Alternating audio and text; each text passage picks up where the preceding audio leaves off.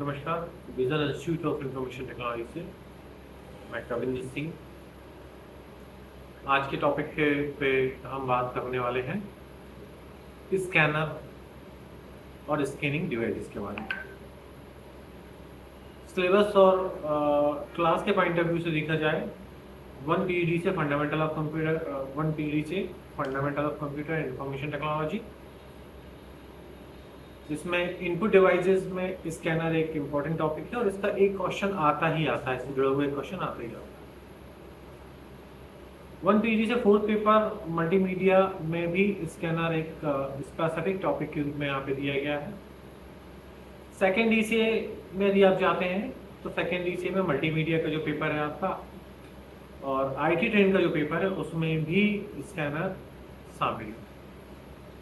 तो इसलिए ज़रूरी हो जाता है कि स्कैनर मतलब किसी न किसी तरह से हमें स्कैनर जो है वो पता होना ही चाहिए, क्योंकि सेकंड पीईडी में भी 2 पेपर में ये है और फर्स्ट पीईडी में भी ये जो है वो 2 पेपर में है।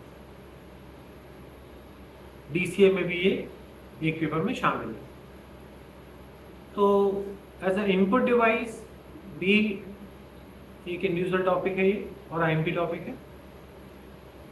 सबसे बड़ी बात यह है कि स्कैनर आज इस तरह से हमारे कार्यप्रणाली में शामिल है, रोजमर्रा की जो किए जाने वाले काम है उसमें स्कैनर इस तरह से शामिल है।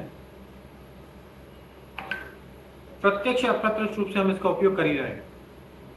फोन में आज स्कैनर का हम उपयोग करते हैं, जिसके थ्रू हम बारकोड को स्कैन करते हैं और यूपीआई के पेमेंट्स करते हैं। वो काम भी स्कैनर के द्वारा ही हो रहा है।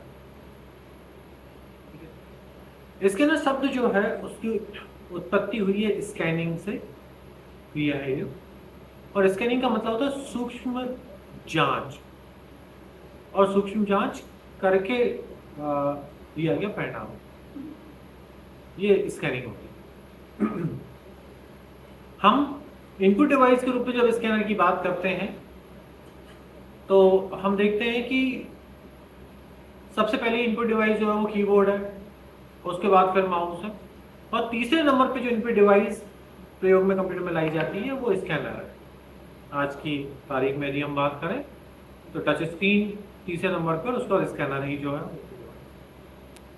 सबसे पहले स्कैनर का रेफरेंस हमें मिलता है उस उपकरण के रूप में, और उसकी उपयोगिता इस तरह से हमारे सामने आती है कि जब हार्ड कॉपी डेटा को, किसी टेक्स्ट फाइल को, किसी टेक्स्ट डॉक्यूमेंट को, किसी इमेज को, फोटो को हम कंप्यूटर में डाल करके और उसका उपयोग करना चाहते थे, ग्राफिक्स के रूप में हम जब उसका उपयोग करना चाहते थे तो हमको स्कैनर का उपयोग करना पड़ता था। स्कैनिंग डिवाइस के द्वारा उसमें वो डाली जाती थी। जब स्कैनर का उपयोग किया जाता है तो सबसे पहली जो स्कैनिंग डिवाइस थी कंप्यूटर के साथ में, आज भी जो इसके साथ उपयोग में लाई जाती है as a data input device के रूप में, सबसे पहले स्कैनर जो है वो हैंड होल्ड स्कैनर थे। हैंड होल्ड, हाथ में पकड़ के, हाथ में होल्ड करके इन्हें स्कैनिंग के लिए प्रयोग में लाया जाता था। हैंड होल्ड स्कैनर कुछ डस्ट पैन की तरह होते थे। डस्ट पैन, कचरा इकट्ठा करने वाला जो छोटा एक सूपर जैसा होता है प्लास्टिक का, जिसमें कचरा, तो डस्ट पैन, ऐसे छोटे हैंड होल्ड स्कैनर हुआ करते थे। और उस स्कैनर को ऑब्जेक्ट या पेपर के ऊपर रख करके और बटन को दबा करके इस तरह से उसको ड्रैग किया जाता था, खींचा जाता था। स्कैनिंग डिवाइस से निकलने वाली जो लाइट थी वो ऑब्जेक्ट के ऊपर पड़ती थी और फिर वहां से वो रिफ्लेक्ट होती थी, परावर्तित होती थी। तब स्कैनर के अंदर लगा हुआ सेंसर उन लाइट के स्थान को पहचानता था और उसे विद्युतीय संकेतों में बदल करके सीपीयू को देता था। सीपीयू उन विद्युतीय संकेतों के स्थान पर बिंदु रख देता था। शुरुआती दौर में बाजार में आए हुए scanner black and white scanner थे, जो बहुत कम बिंदुओं पर स्कैनिंग करते थे। जैसा हम जानते हैं कि कोई भी आकृति जब बनती है, कोई भी छवि जब बनती है, कोई भी जब इमेज बनती है तो वो बिंदुओं का समुच्चय होती है, बिंदुओं के समूह से मिलकर बनती है। खड़े और आड़े बिंदुओं का समूह जो है वो डॉट पिच तैयार करता है। किसी भी इमेज का सबसे छोटा जो बिंदु है हम उसे बोलते हैं पिक्सल। ये पिक्सल जो है शब्द पिक्चर एलिमेंट का संक्षिप्त है। पिक्चर एलिमेंट ही पिक्सेल्स तैयार करता है। और कोई भी इमेज जब बनती है तो वो पिक्सेल्स की सहायता से बनती है। पिक्सेल्स क्या होते हैं? खड़े बिंदु और आड़े बिंदु। खड़े और आड़े बिंदुओं का जो समूह है, जो समुच्चय है, वो किसी इमेज को तैयार करता है। तो शुरुआती स्कैनर जो है वो 72 DPI के होते थे, 72 डॉट पर इंच के आधार पर होते थे। फिर 150 DPI के उपकरण आए, 300 DPI के उपकरण आए और 600-1200 DPI के उपकरण आज बहुत आम है। जैसे जैसे यहाँ पर बिंदुओं का घनत्व बढ़ता जाता है, इमेज का साइज जो है वो भी बढ़ता जाता है, उसकी क्लियरिटी जो है वो बढ़ती जाती है। हैंड होल्ड स्कैनर के बाद में आया flat bed scanner. Flat bed scanner का एक बहुत अच्छा उदाहरण फैक्स मशीन, आप उसे देख सकते हैं, जहां ऊपर से पेपर को डालते हैं, फैक्स मशीन में लगा हुआ स्कैनर उस पेपर को स्कैन करता है और नीचे से पेपर को बाहर निकाल देता है। स्कैनिंग के दौरान वह जहां जहां मैटर प्रिंट है उस मैटर पर प्रकाश किरण को भेजता है और उसके परावर्तित स्थान पर कंप्यूटर पर या मशीन पर जो है वो डॉट लगा देता है, जिससे हूबहू वैसी की वैसी आकृति प्रिंट होकर आ जाती है। जेरॉक्स मशीन या फोटोकॉपी मशीन भी स्कैनर की सहायता से ही काम करती है। ऊपर का फ्लैप या ढक्कन खोल करके उस पर पेपर रखा जाता है, फ्लैप को बंद कर दिया जाता है, जैसे ही स्टार्ट बटन दबाई जाती है नीचे से आने वाली लाइट जो है वो ऑब्जेक्ट से या पेपर से टकराती है। पेपर में जहां जहां स्याही छपी हुई है वहां से वो लाइट परावर्तित होती है और ड्रम पर उस स्थान को, उस इमेज को बना देती है। ड्रम घूमता है, ये चार्ज ड्रम जो है वो ड्रम पाउडर से टकराता है और पाउडर जो है वो दूसरे ड्रम पर छप जाता है, वैसा जैसा पेपर पे बनी आकृति में था। इस दूसरे ड्रम पर जिस पर पाउडर चिपका हुआ उसके संपर्क में जैसे ही पेपर आता है तो पेपर पर ये पाउडर चिपक जाता है और वही आकृति को बना देता है जिसकी आप फोटोकॉपी कर रहे थे, और आप देखते हैं जेरॉक्स या फोटोकॉपी निकल के बाहर आ जाती है। तो ये भी काम जो है वो स्कैनर की सहायता से ही हो रहा है। इसके आगे हम बढ़ते हैं। जो फोटोकॉपी मशीन का स्कैनर है जिसमें ढक्कन खुल रहा है, बंद हो रहा है, इसको हम बोलते हैं फ्लैट बेड स्कैनर। तो हैंड होल्ड स्कैनर,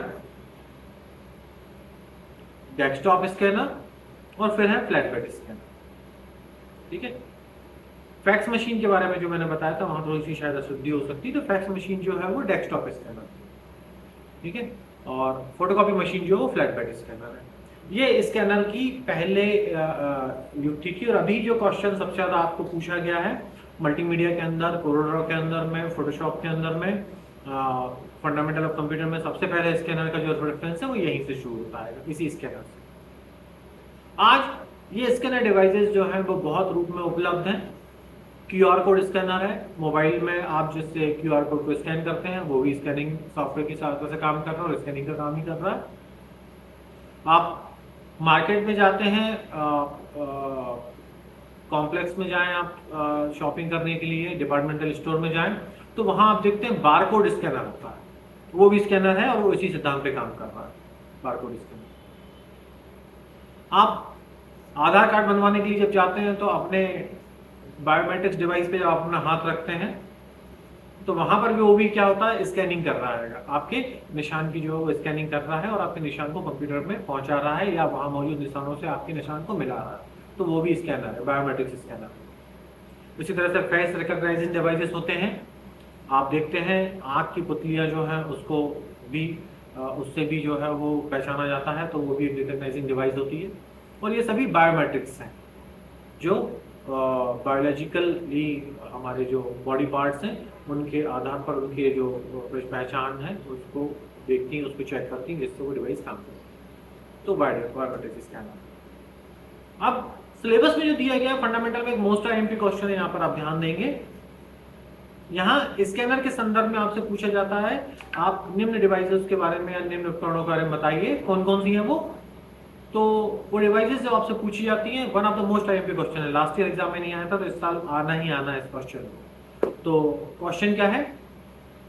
क्वेश्चन है OCR ऑप्टिकल कैरेक्टर रिकॉग्नाइजर।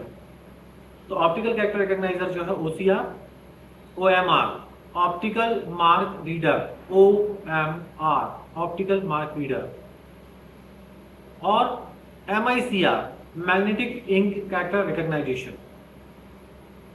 तो ये जो मैग्नेटिक इंक कैरेक्टर रीडर है या मैग्नेटिक इंक कैरेक्टर रिकॉग्नाइजर है, ये एक OCR optical character recogniser, OMR optical mark reader और बारकोड रीडर।